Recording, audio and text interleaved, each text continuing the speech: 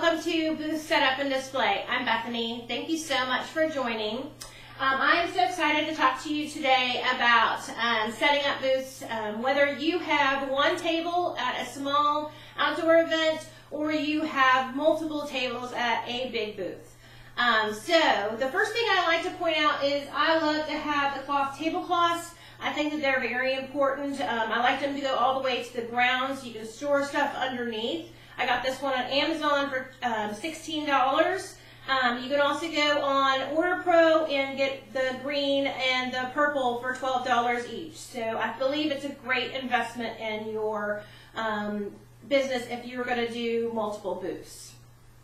I also like to put my books in chronological order. So I put my baby books in one section, and then I will do my preschool books in another section, and then I will do my elementary to middle school in another section. There are multiple reasons why I love to do this. I love that if someone's coming to look for books, they know they can go to the baby section. I may be working with another customer, and they can go and start looking at an area because they can find all similar books in one area. Two, some people don't even know that we sell books for older kids. Obviously, this is not a baby book. I get that question a lot. I thought you only sold baby books. So this is a great way to feature some of our books for older kids. And then three, I just think it's easier if you're working with a customer, if you're not jumping back and forth and you're working in one section. And this is especially true if you're working with a booth with multiple tables. You don't want to be going back and forth, especially when your booth gets very crowded. You want to be able to stay in one area. The next thing I love is this multi-purpose display. It is $10. I think it's a great investment. It is cardboard, it's tiered so you can see the different titles of the book, and it's giving you some height to your display.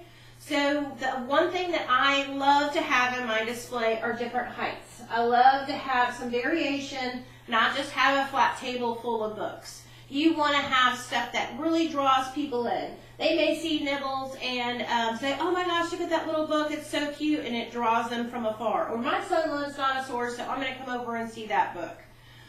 So that is always a great way to kind of get people invited to come in. Which leads me to the next part. Let people touch your books. It's okay if kids and everybody touches your books. If you have a child that picks up a book that's not age appropriate, try to swap it out with something that is age appropriate for them, because people want to touch and feel our books because that's the best selling point of the interaction, the quality, and of course if something is damaged on your book, you can buy it back at 50% off. So I highly recommend that they're able to touch and feel our books, because that's why you bought into this company, is because of the quality. Another thing that I love to use for display are these little type bins that you can get at the dollar section at Target or the dollar store or Walmart.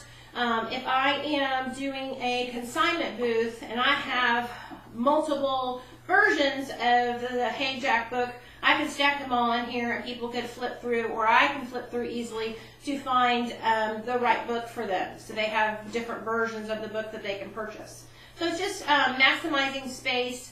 Especially if you have thin books and need to get a bunch of them out. They don't always display wonderfully.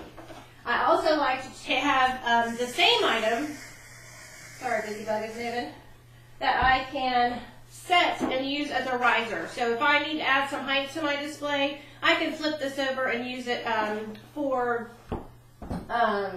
making the book stand up a little bit higher. I also like to lean some of the thinner books up because they are sometimes harder to display. And I have another of this little mesh wire bin that can be used upside down or right side up to store books inside.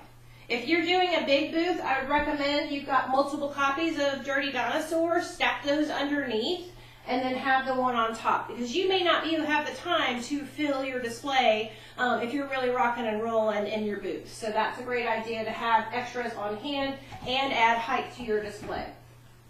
I also love to have certain display items where if you have an upcoming holiday, you can feature some items in a basket, or if I'm doing summer booths, then I'll do sand toy buckets and the big bins that you would use to play in the yard.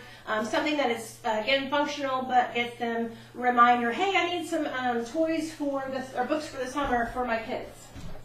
The most important item that I think for display is our branded box, which everyone has. And I love to use it as a recruiting tool. It does have our mission on the front and the great colors, but I think that when you're talking about recruiting, I get the question a lot, especially when I do big booths, are you take these books everywhere you go? Absolutely not. I have this one box that I pick up my favorite books and or the books that came in my kit that I can take and go and do a home party. So that's the perfect way to lead into some recruiting and how easy it is to do a home party. Other things, if you are doing a giveaway, I'd like to have these smaller clipboards that are available at Walmart because you can have multiple people. Make sure you have pens for those. And then I do like to have a bigger clipboard to take information for people who really want more information about Usborne. They want to host, join. I'll add it to this clipboard because I think this is important. I also have somebody here who needs to order an extra red car. So when that comes in stock, I will call her and get that ordered for her. If you are doing an order-only booth, you definitely need catalog. I would recommend having catalog and order forms for both consignment and order only. But if you are taking orders, you need to make sure that you are filling out this gray section right here and charging them $6 for direct ship. Otherwise, you're either going to have to drive it to them or you will be eating the cost because you do not charge the 8% on the shipping. It's $6. So that is kind of a quick summary of how to set up your display. I hope this helps you and gives you some confidence in getting some awesome event booths. So get out there and get started. Thank you.